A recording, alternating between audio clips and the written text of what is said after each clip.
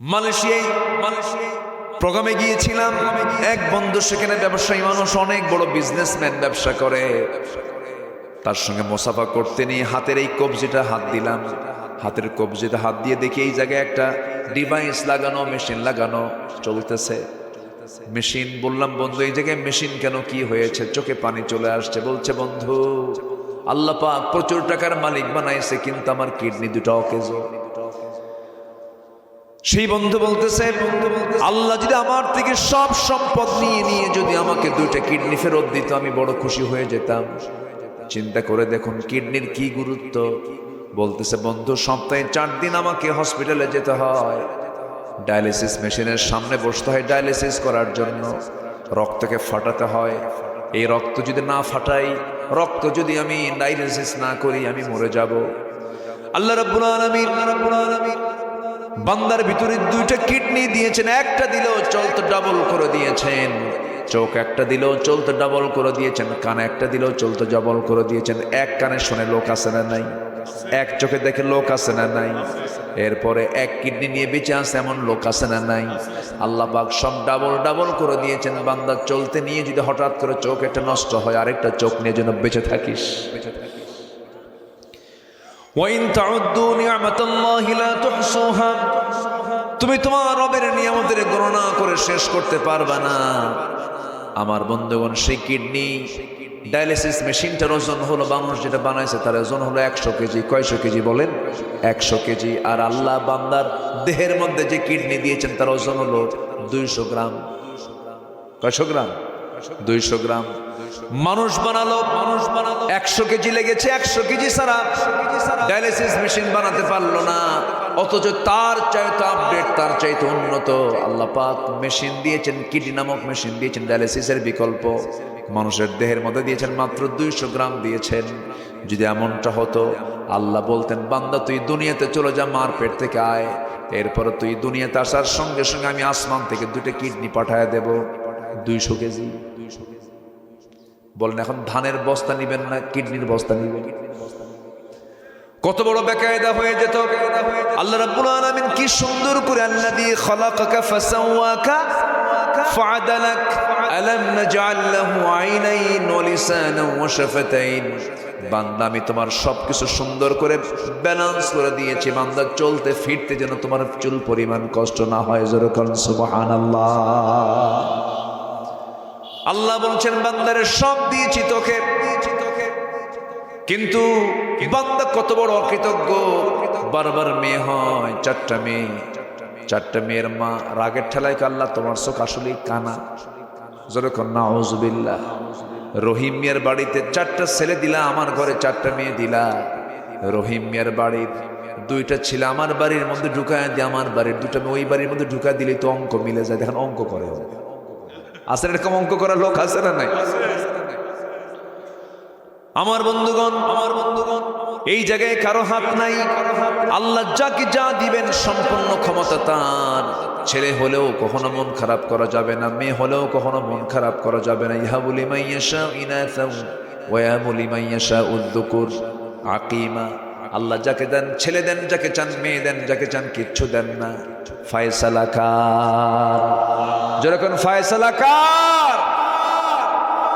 আমার এক মুসল্লি ছিল ঢাকায়, হেডমাস্টার তিনি। তার 7টা মেয়ে। কয়টা মেয়ে বলেন? 7টা মেয়ে।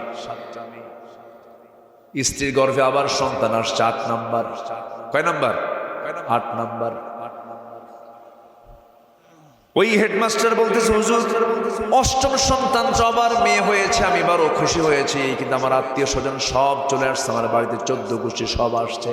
সবার চোখ গরুর মতো বানায় বলে, লজ্জা নাই, শরম নাই, বাচ্চা বারবার নাও, আর বাচ্চা নিবা না, এই বাচ্চার নাম রেখে দাও ইতি, সমাপ্তি, আর না চাই না। কি বুঝতেছেন? হেডমাস্টার কয়, হুজুর আমার এরকম করে সব পরামর্শ দিল, আমি তো শিক্ষিত মানুষ, বুঝি।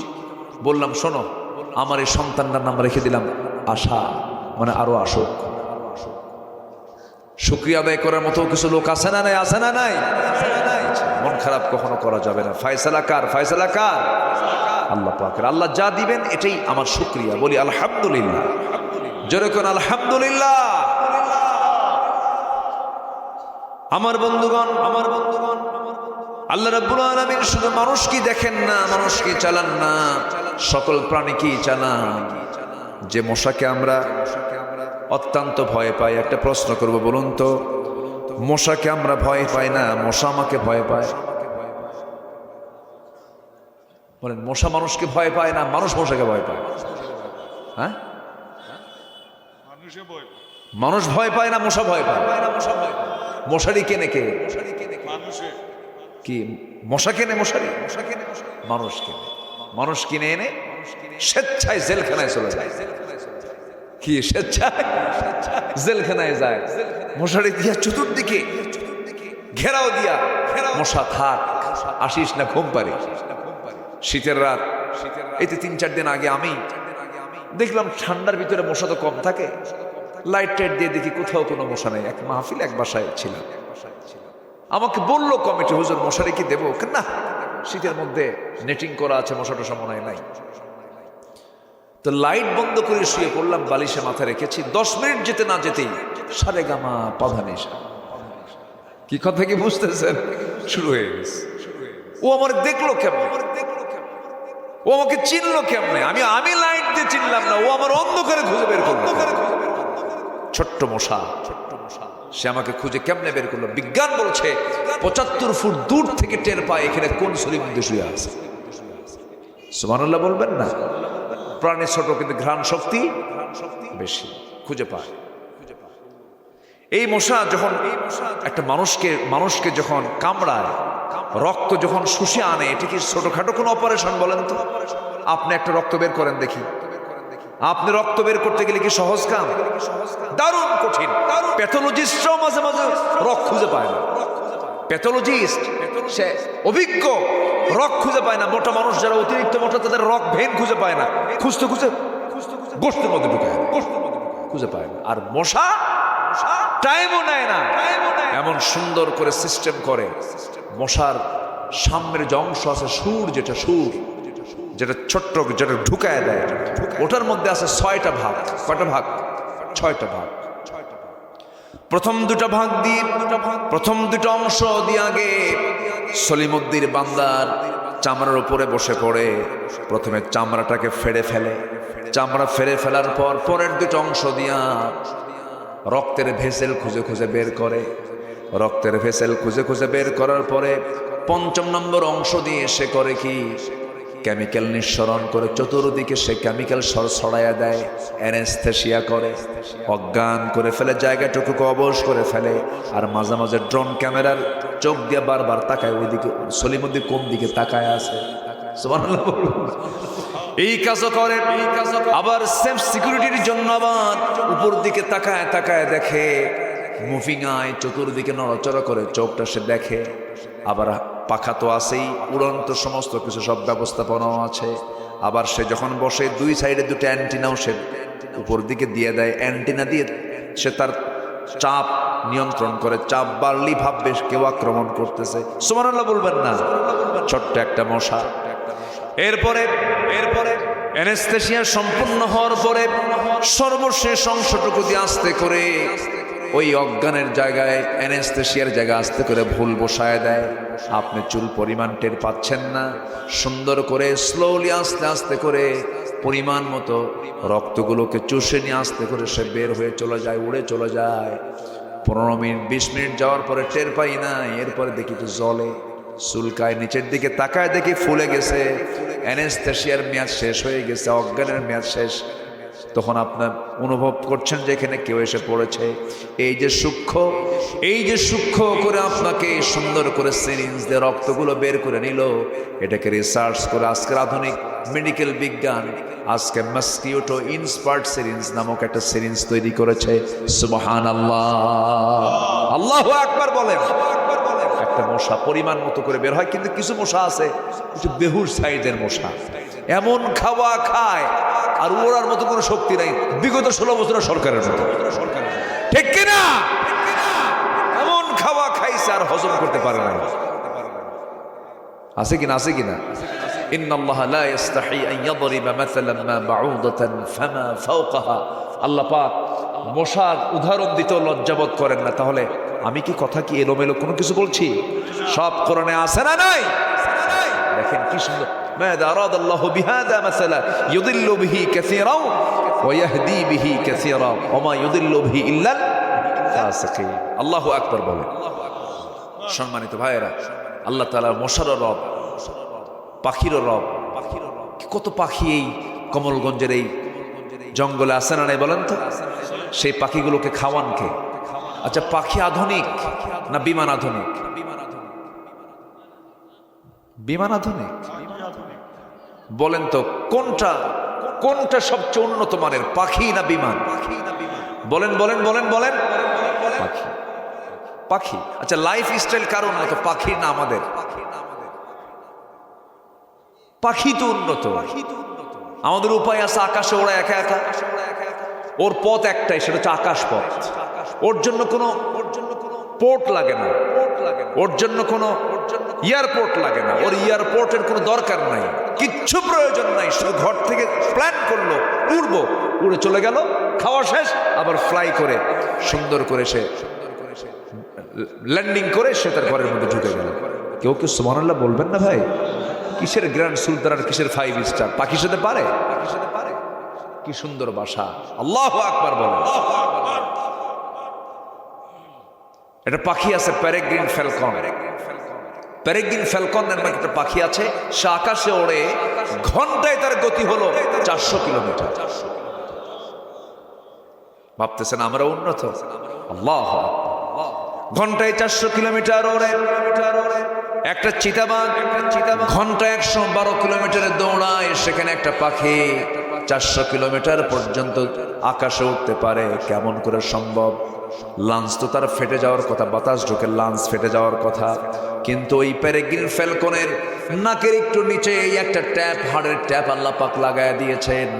প্রচন্ড ধাক্কা যখন বাতাস এসে যখন তার নাকের মধ্যে ঢুকতে নেয়, ওই হাড়ের ট্যাপের, ওই শক্ত হাড়ের ট্যাপে এসে প্রচন্ড সেই ধাক্কাটা আগে বাতাসের লাগে, বাতাসের গতি কমে গেল, আস্তে করে লাঞ্চের মধ্যে ঢুকে পড়ে।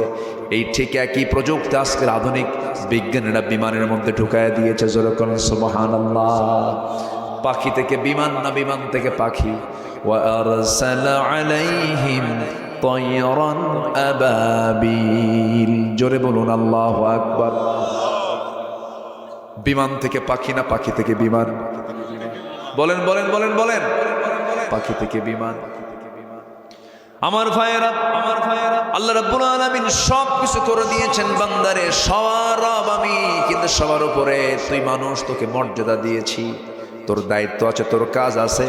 আমি তোর হিসাব নেব, পাখির কোনো হিসাব নেব না, জীবজন্তু প্রাণীর কোনো হিসাব নেব না। মরা হয়ে যাবে, সব মাটি হয়ে যাবে, শেষ হয়ে যাবে, কিন্তু তুই আমার কাছে ফিরে আসবে, আমার কাছে তোকে আসতে হবে। আমরা আল্লাহর কাছে, আমরা দুনিয়া থেকে চলে যেতে চাই না, ফিরে যেতে চাই। বলেন হ্যাঁ, ঠিক আছে। হ্যাঁ, আমরা চলে যেতে চাই না, ফিরে যেতে চাই, ফিরে যেতে চাই। ফিরে কিসের জন্য বললাম? একটা জায়গা থেকে এসেছি, তার নাম হলো জান্নাত। জান্নাত থেকে দুনিয়াতে এসেছি, আমরা চলে যাব না ফিরে যাব? ফিরে যাওয়া মানে জান্নাতের জন্য একটু চিন্তা করা, আর চলে যাওয়া মানে জান্নাত হতে পারে, জাহান্নামও হতে পারে। এই জন্য আমরা জান্নাতকে টার্গেট করে আমাদের জীবনটাকে সুন্দর করে সাজাবো। সেই জান্নাতকে পাওয়ার জন্য, সাজানোর জন্য যে পথ পন্থা সব কিছু আল্লাহ পাক যে কিতাবে বলেছেন, সেই কিতাবের নাম কি বলুন?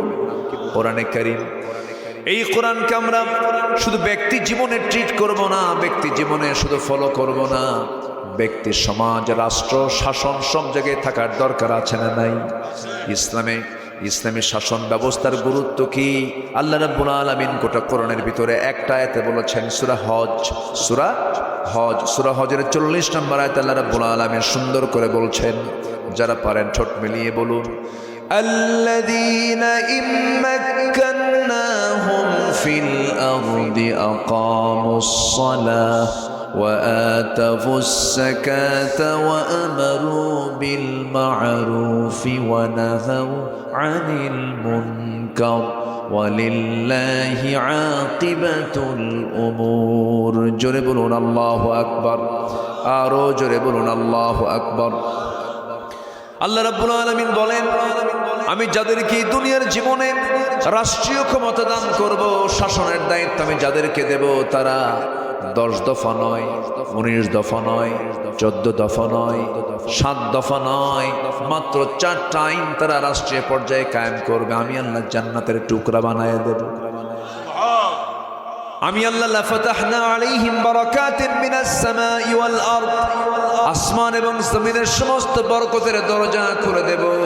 শুধু 4টা আইন সমাজে তারা চালু করবে, রাষ্ট্রে তারা চালু করবে, শাসন ব্যবস্থায় তারা চালু করবে।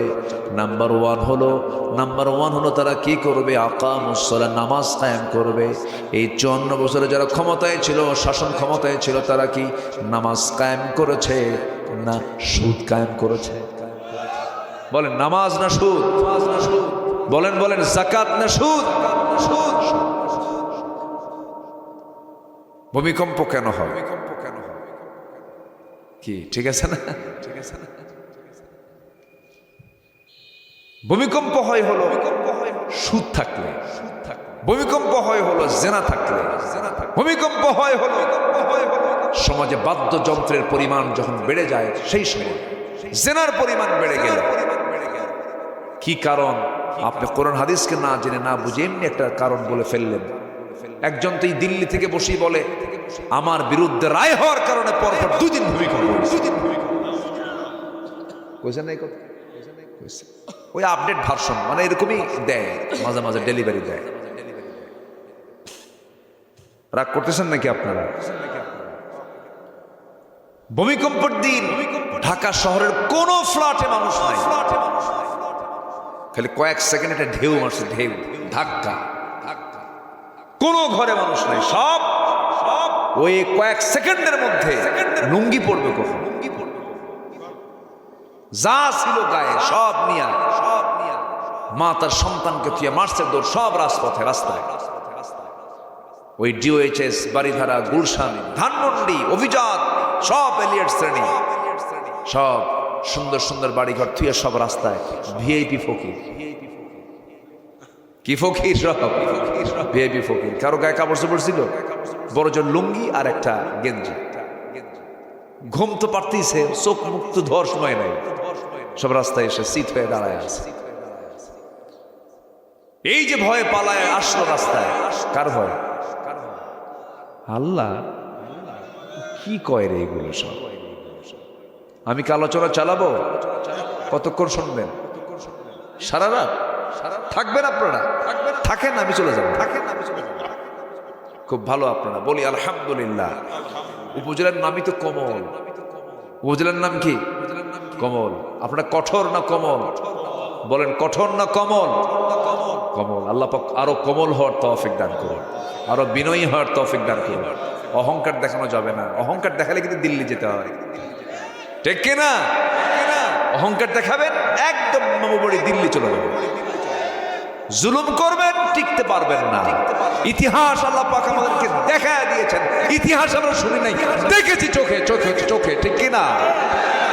অত্যাচার করা যাবে না।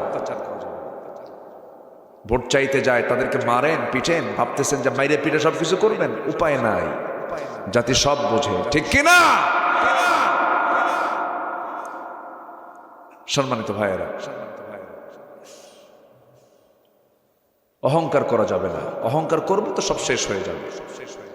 এই ভূমিকম্প কেন হয়? ভূমিকম্পর মালিককে? আজ থেকে ভূমিকম্পের মালিককে আল্লাহ পাক এটা একটা সিগন্যাল দেন। কি দেন? সিগন্যাল।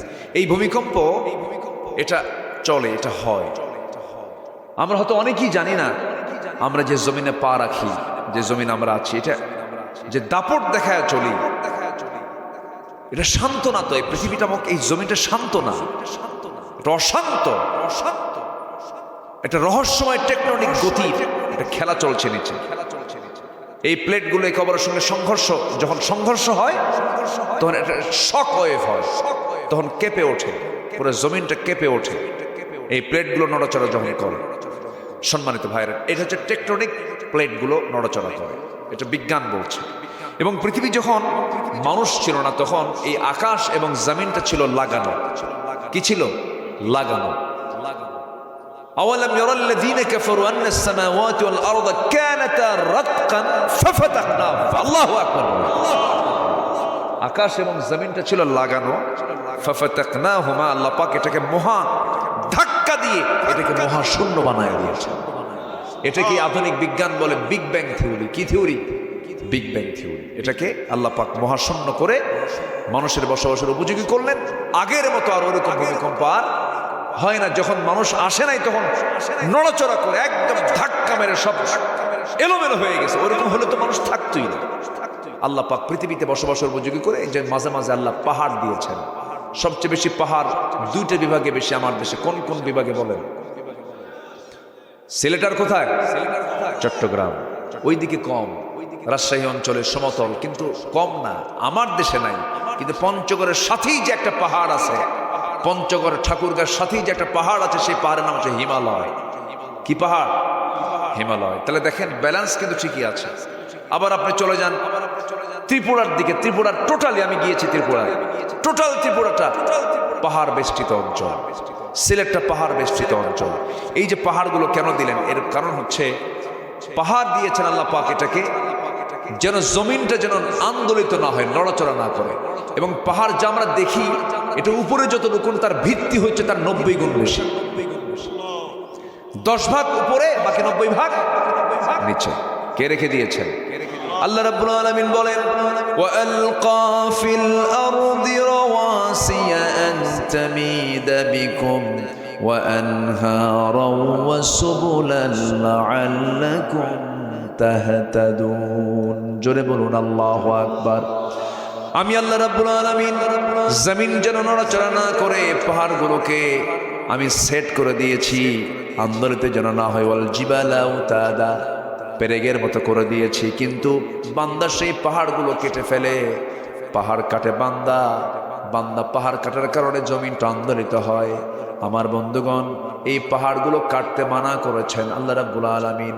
সৃষ্টির বিকৃতি করা যাবে না। পাহাড়কে আল্লাহ রাব্বুল আলামিন পেরেগের মতো করলেন। পাহাড় কাটলে পরে ধস তো নামবেই। এই যে পাহাড়িয়া ধসে মানুষ মারা যাচ্ছে চট্টগ্রামে, এই দোষ আল্লাহর না বান্দার? বলেন বলেন বলেন। যহরাল ফাসাদু ফিল বাররি ওয়াল বাহরি বিমা কাসাবাত আইদিন নাস। জলে স্থলে যত বিপর্যয় সৃষ্টি হয় সব বান্দার হাতের কামাই। বান্দার কি? হাতের কামাই। আমার বন্ধুগণ, অনেক লম্বা লম্বা কথা আছে। তাহলে 54 বছর ধরে আমরা দেখতে পেলাম সুদের আইন পাশ হলো, মদের আইন পাশ হলো, শাসন ব্যবস্থায় জেনার আইন পাশ হলো। আমরা সামনে দেখতে চাই নামাজের আইন পাশ হোক।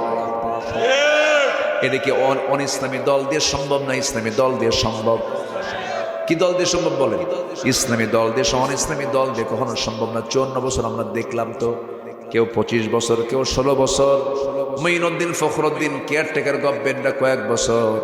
সব তো